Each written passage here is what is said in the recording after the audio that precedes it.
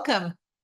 It seems to be cold where you are and very hot where I am. We're just It is indeed. Yes, it's getting cold. I'm in the mountains in France, so it is Oh, cold. wow. I'm quite lucky with France. I actually interviewed someone also who was in Paris yesterday. So I think Oh. it's Paris calling me. I might need to come over. So Yes, it's please do. wonderful to have you with us. It really is, and it's quite ironic. We're like on different parts of the world, and there's kind of a parallel mission going on here. But just for everyone else, Isabel, I was reading a lot about you. You're a managing partner of Athena Capital.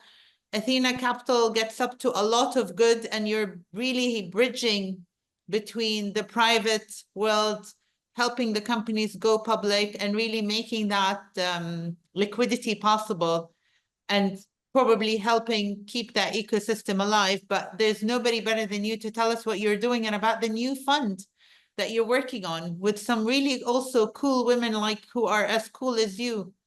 Yeah. Yes, absolutely. Thank you, Lena. It's wonderful to be here, and thank you, Lubna, as well.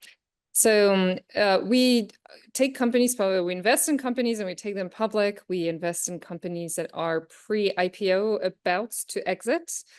And we have about 40 women who have been board members and CEOs and company founders who are on our platform. So we really started, I'm an investor myself, private equity and venture capital, but I'm also the co-founder of Magnify, which is a company that was acquired in 2020, AI company. And in 2020 is when I decided to launch a SPAC because a number of other founders who I knew and people in my industry were launching SPACs. And I met with a number of my own portfolio companies that I had invested in, and they were all interested in going public through a SPAC. And so I identified an opportunity. And at the time, the name of the game was find the highest profile person that you know and put them on your board. And I looked at my Rolodex and they were all taken already. They were all already on the board of a SPAC. And I thought, shoot, I'm late to the party. And then I took a closer look and I realized that the women were not taken for some reason. And it struck me at that point in time, it was very typical. One, that it was an opportunity for me to tap into a pool of talents that was available and create a mission that would propel us forward. But two, also to go after a mission because it was a very typical scenario that we've seen throughout history when there's the formation of a new financial product that occurs, and women are nowhere to be found, and they show up 10 years later when it's too late to really have a market share of that product. And that has been the case for leverage buyouts in the 80s and the high yield boom in the 90s, hedge funds, private equity, and so on. So, certainly in the tech industry as well with tech founders. And so I wanted to break that cycle because sure, there are women in private equity that come 10 years later, but that is not sustainable. And there's been a lot of progress made for women, but we wanted to take this one step further. So we assembled this group of 30, 40 women who have been on our boards and on our management teams. They've been themselves board members of Citigroup, Comcast, Johnson & Johnson, Oracle, Aetna, BlackRock, American Airlines, WeWork, Starbucks, Ralph Lauren, and then we've had a number of CEOs, like former CEOs of De Beers and CEOs of large companies, company founders, some who have taken their companies public. And of course, we assembled a group that was beyond capable of taking companies public. But the hurdle was often the women themselves who would say, I don't know if I can do this. I haven't done it before. And so that was the idea was, if it seems intimidating, let's hold hands and do it together so that we break that barrier. Oh, fabulous. I think I'm coming over. It's very exciting. We're actually hosting right here. I'm in France already, in Chamonix, and we're hosting a corporate retreat this weekend. And it is such a pleasure to spend time with incredibly accomplished women who have had, for the most part, a very non-linear journey to get to where they are. So the person who was on the board of Citigroup has a very different profile and life story than her counterparts on the board of Citigroup, who are often average for men, but it's interesting. That's very interesting. So you're the youngest female chairperson of a listed, a traded company in the US. So, and I think female and young, and I'm sure there's a lot more accomplishments than just being female and young that we can talk about. But as we are with stories, I think we're going to focus on your like mental resilience, mental health, and just general well-being, and how you find your kind of compass and your purpose. And did you find that magic, or are you just building that up? Yeah, a lot of it is self-confidence. And yes, I might be the youngest female chair of a publicly traded company, but by the way, I'm not that young. So that just goes to say that there are, kind of limited still opportunities for women. And when we look at the number of women who have taken their own companies public, founders, it's a de minimis number. But to get to your question of mental resilience, for me, it's been a progression, a journey that is constantly evolving. And the older I get, eventually I won't be the youngest female chair anymore, but the more resilience I've acquired, and maybe the more wisdom, and I have a long way to go, but that journey in it by itself is very satisfying. But I think it happens regardless of professional achievements. I think that is the beauty of growing older. So do you think your journey has, you're very successful. You've been able to do what probably other women or even other men are not, men are not able to do. You're the top percentile in terms of achievement and in terms of your impact on the world. But do you think that you had to make a compromise in terms of your personal kind of well-being, your mental health? Were they compromises on the way, or did it always go hand in No, hand? I naturally had strong resilience. So when I encountered difficulties, it was second nature to me to keep going. But this is something that you grow and develop over time. And what I've found is that I, in the past, often pushed myself and acquired new skills in the process. So I would do something difficult, and to the point that I felt like I almost couldn't do it. Like speaking in public was very intimidating to me 20 years ago, and really even 10 years ago. But I would push myself to do something a little bit uncomfortable, not really on purpose, for the purpose of growing, rather for the purpose of getting to where I wanted to be. And I think that's for a lot of people, that's where there's a fork in the road. Do you push through, or do you sit in a more comfortable situation and don't put yourself in a situation in which you risk failing? So I did that a lot. And what's really nice now is that I feel like I'm doing that less in a way, because I've conquered a lot of my fears over time. And I don't know what it is that I've done differently. Frankly, I don't feel that accomplished myself. So in a way, that's what keeps me going, because I keep wanting to do more and have a purpose and have an impact. But I think for me, it was a really pivotal point in time in my life when after I sold a company. So I invested, I built a company, I sold the company. And after that, I turned around and looked at the company that I sold and thought, it's a great company. We've done a great job building it. My co-founder was incredibly supportive of diversity and women in the company, but nonetheless, it was mostly men. And I thought, I haven't really done anything about it. And I've been complaining about it for years, but I haven't done anything when I had an opportunity to. So that's why I thought at that point in time, that's my chance to actually do something. And sadly, it took me feeling like I was not taking a risk anymore, which is a problem in by itself, because I wasn't taking a risk financially and I wasn't taking a risk career-wise to really have an impact on bringing women into our financial industry. But it's not just bringing women. Of course, there are women in the financial industry, and the women in our group are already incredibly accomplished. But rather what we do is take it a step further. So it's great to be on a board. A lot of the women manage their own personal brand very well, but that's not a money-making opportunity. And in our industry, as sad as it sounds, that's a measure of success, how much money you make. So we really bring women back to investments into the core of the industry, which is deploying capital and generating economic returns for women, because that's an enabler. It's an enabler to start your own company, to make investments, to independence, to whatever. And that's really what needs to be taken a step further. And I mean, I wake up every morning thinking about how grateful I am to the women who have taken us to where we are today throughout history and all the sacrifices that they have made, because we're in a good place, very good. I mean, the market welcomed us with open arms. And but we still have more work to do. And the good thing is I don't find that there's a lot of discrimination out there. I think we've broken that barrier. People want women. They want women. They want the diversity on their board.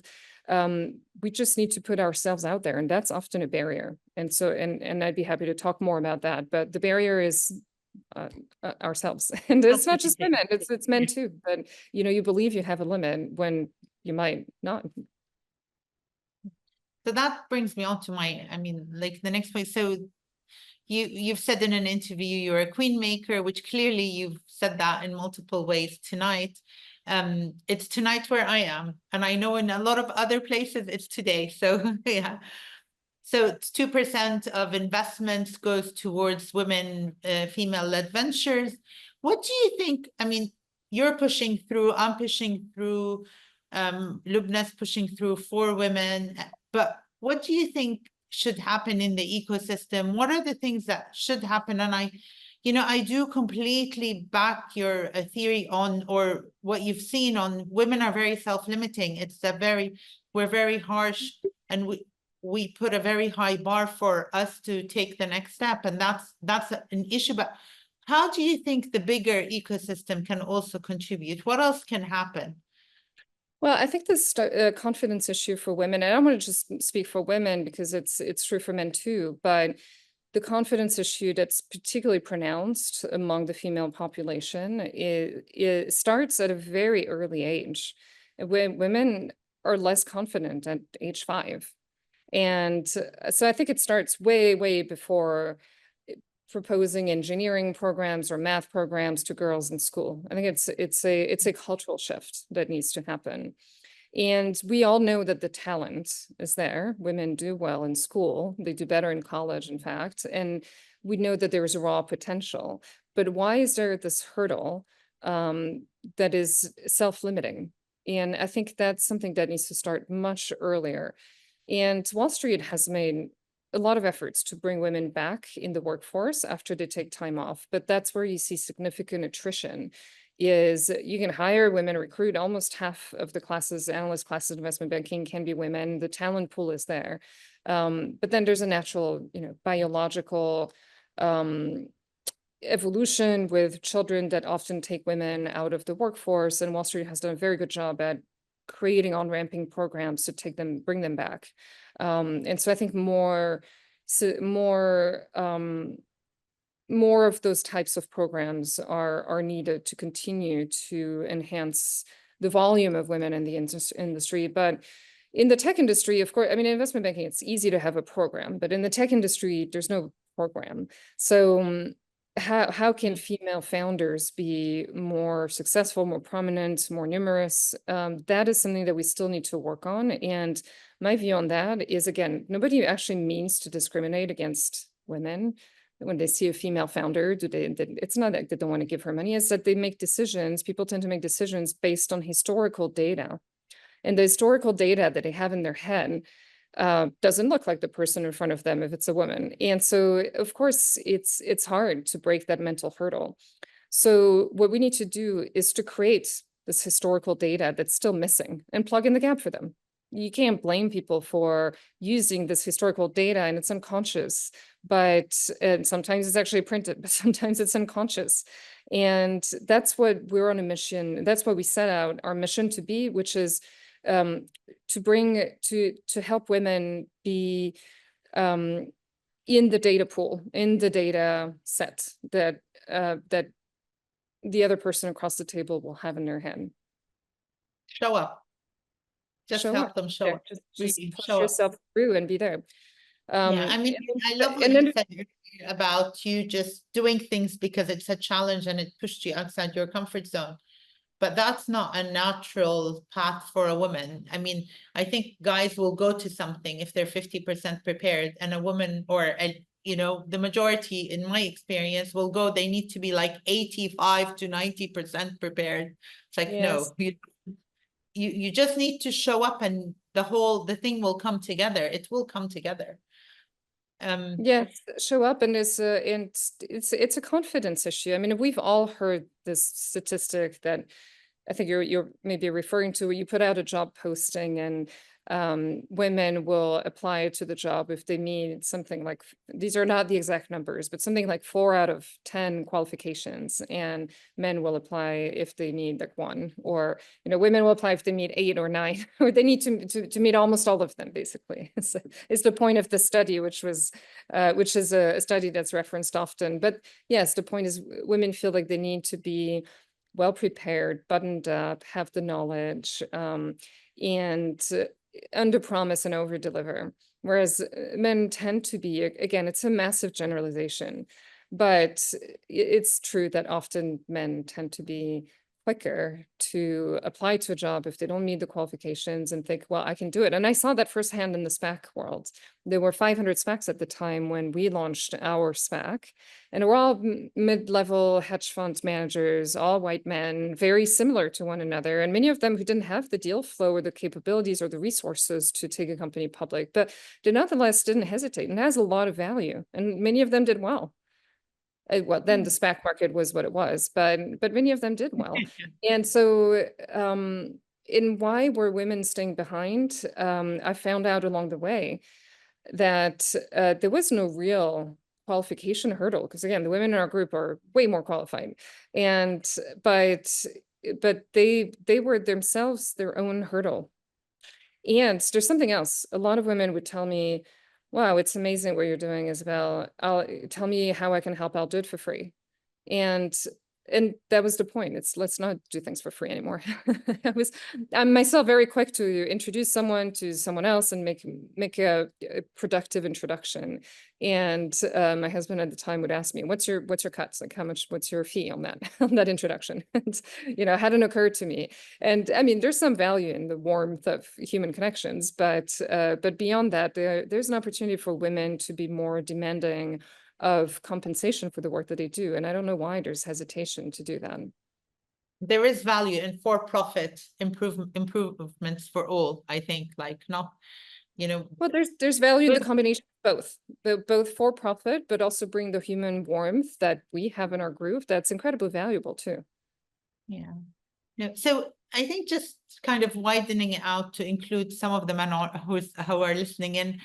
But one of the biggest issues is like really stories is helping corporates just add value to the workplace, from balancing between like for-profit and the general mental health of all who are contributing. So how, I mean, looking at the companies you've been working with and the founders, when is it support and when is it interference? When do you jump in, or how do you jump in, and how do you frame that support or interference, and how do you draw a line where the founder, because at the end of the day, founders are a personality, they want to lead, they want to drive it, but then you're saying to them, oh, stop, you really need help. So how do you deal with those type of situations? Are you talking about investors who will invest in a founder and the resources they can provide, or corporates in a corporate environment? I think if we look at the corporate environment, it's like a given. You join J&J or P&G, you're going to be forced onto some executive program. I think when you're running your own company, and especially if it's high growth and your board see that you actually need not technical support, but it's more on the, your soft skills, or it's your mental health or your balance. You need more balance. How do you then interject? How do you then, Yeah, I mean, as an investor, have invested in founders, and I can tell you it's very hard to tell when someone needs help, because you can tell when someone needs help with numbers. They'll show up, they don't know how to look at the spreadsheet. Up, you bring the resource that will address that issue, train them in accounting, and 2 days later they know. And but it's very opaque when you look at a person to know what's going on behind, because a lot of people hide it. I mean, there's some shame around mental health, and how do you find out, and when do you intervene is when it affects performance. Right. I mean, I think it's as simple as that, which is not too dissimilar to what you would do in a corporate environment. I mean, it is work. You are not the founder's family, you're their business partner.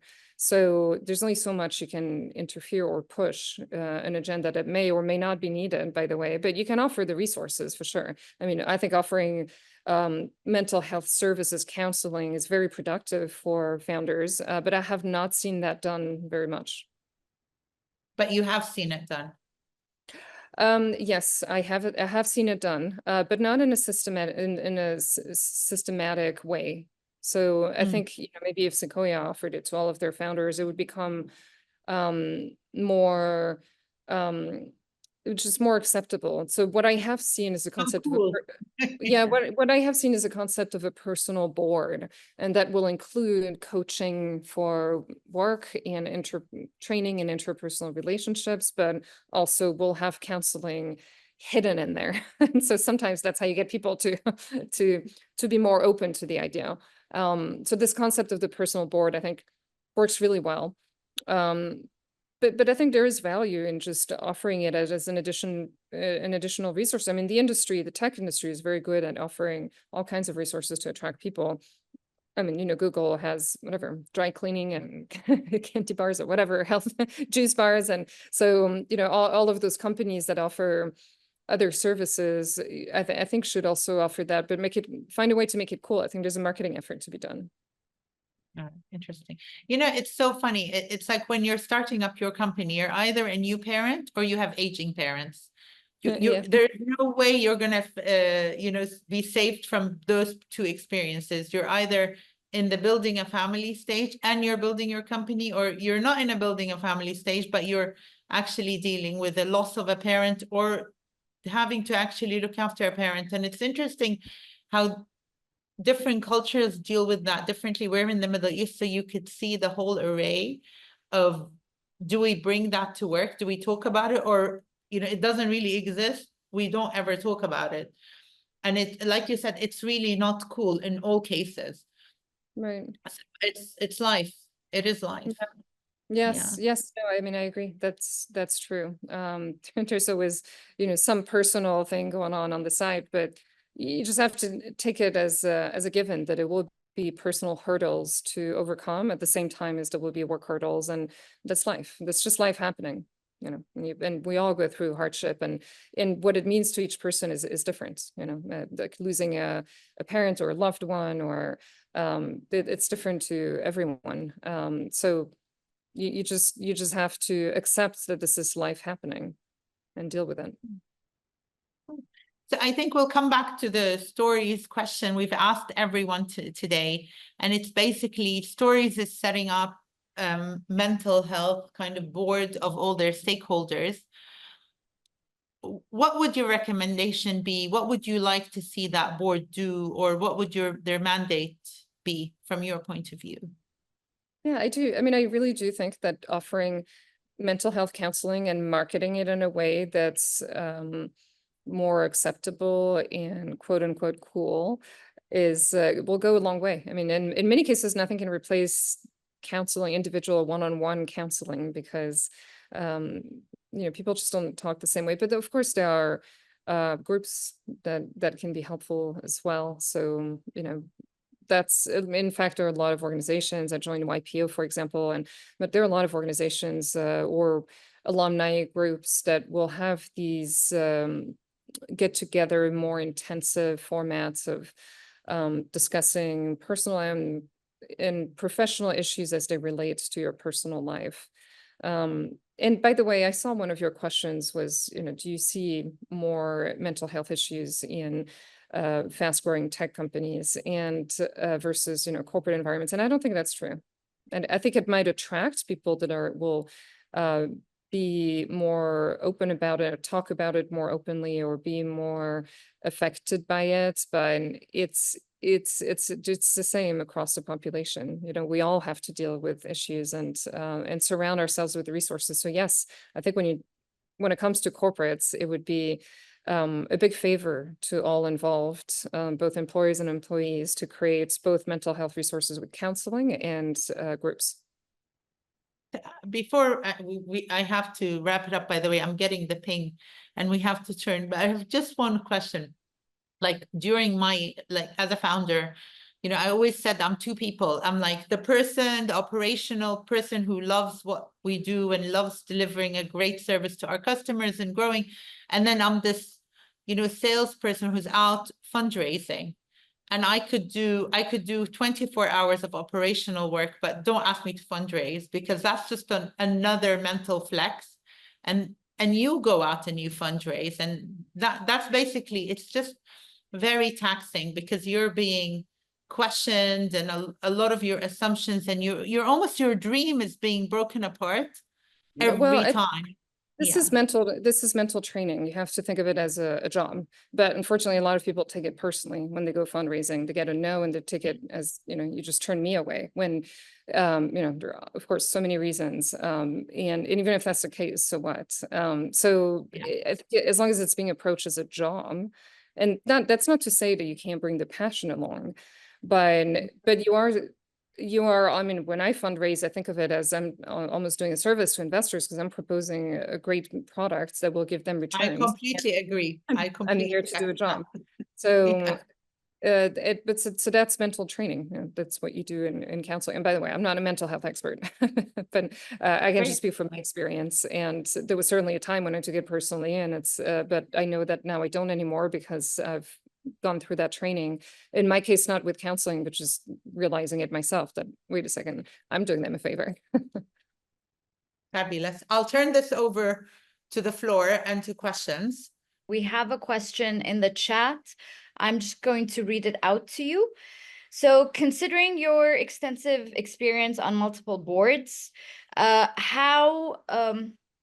what strategies have you found effective in navigating the challenges between the conflict between these different parties? Which different parties? So if you, the founder, the investor, your board members, so all of these stakeholders, how do you manage, and all of that conflict could have an effect on mental health? Yeah, I've one thing I have learned along the way is to really listen to people. And it sounds obvious, but there are often misunderstandings on what the actual issue at hand is. And you'll see people argue and get really upset. And sometimes you have a fiery personality in the room, and that can be challenging to manage or to respond without triggering your own emotional response. But same thing, you remember you're there to do a job, and the job might be on some days fundraising, the job might be on some days listening to an angry founder or an angry investor who have differing opinions. And if that's what you're getting paid for, then just do that. Don't get upset, just stay and listen. And just listening. And a lot of, I mean, I was talking to the author of a book, Super Communicator, somewhat recently, where he said, I mean, half of his book is about listening, because a lot of people just want to be heard more than they want a solution. And you can spend, 3/4 of a board meeting listening when there's a conflict, and that will actually be much more productive than actually trying to problem solve with everybody, still at the same time trying to voice their concerns.